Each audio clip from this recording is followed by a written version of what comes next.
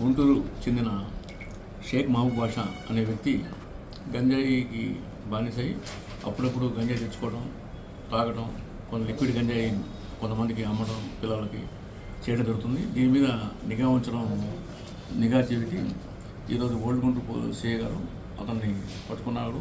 అతను చెప్పిన దాని మీద అతను ఏంటంటే అక్కడ అల్లూరు సీతారామరాజు జిల్లా నుంచి ఫోన్ చేసి లిక్విడ్ గంజాయి తెమ్మంటే మిగతా ఇంకొక ఇద్దరు ముద్దాయిలు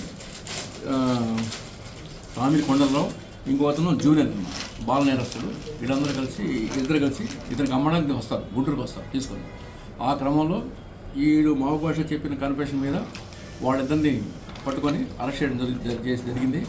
వాళ్ళ దగ్గర 1 కేజీ ఈ లిక్విడ్ గంజాయి తయారు చేసింది వాళ్ళు సీజ్ చేయడం జరిగింది. దీని మీద కేసు నమోదు చేసి వాళ్ళని అరెస్ట్ చేయటం, ఈరోజు నైట్ కానీ రేపు కానీ కోర్టుకి హాజరు పెడతాము, మేజిస్ట్రేట్ గారి ముందు హాజరు పెట్టడం జరుగుతుంది.